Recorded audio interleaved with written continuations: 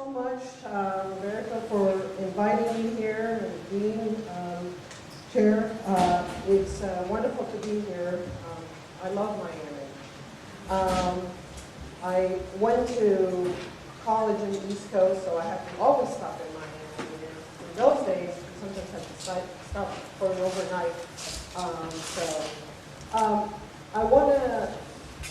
I have prepared this lecture to really sort of give you a sense of how our firm works in a very sort of deep and involved way in the California area.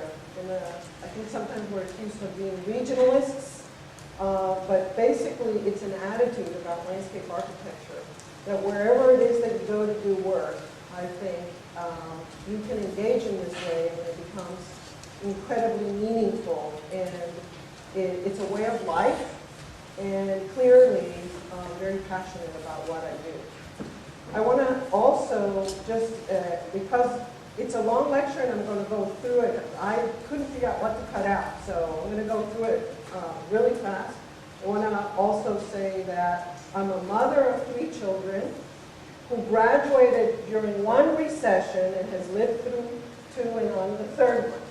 So I am proof that, number one, as a woman, you can do everything, and that's just the way it is, and that as a 3rd generation recessionist, you survive. So it's for those of you who are going to, think you're going to have a hard time entering the market, just be patient, and it'll work itself out. So with that, calibrating infrastructure through landscape architecture. John Dernbach argued in his book, Agenda for Sustainable America, that sustainable development is among the most important ideas to come out of the 20th century.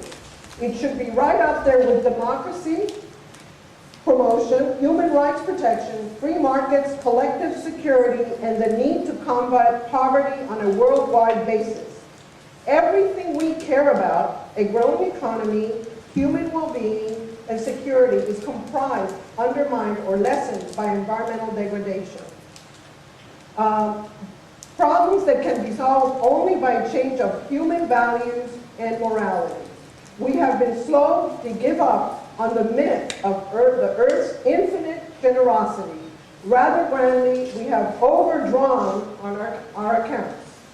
As a firm in California, we strive to make a difference. We take on infrastructure and deploy landscape architecture strategies to propel change.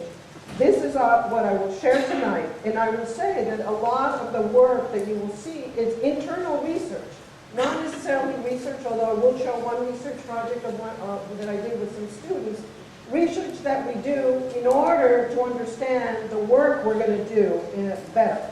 And I might say not Google research. Los Angeles. So I will be going through sort of the infrastructure that we have studied and how my projects and the projects we've been working on kind of fit into those layers that we all need to understand better. Southern California, 23 million people in a pretty big area to deal with. It's the 10th economy in the world, so it's like a country. So regionalist as I am, I'm still dealing with the complexity in the issues. So this is the first chapter of the talk is about water. And here you see what Southern California looked like in 1871 and my Los Angeles in 2010. Water demonstrates the mismatch most dramatically in terms of the issues that we contend with in Southern California. 70% of the water supply of the north is used in the south of the state. An incredible percentage of Southern California's energy consumption goes toward pumping the water down south. Amazing, isn't it? It's really 20% of the energy. So the 22 1.3 million Californians can actually live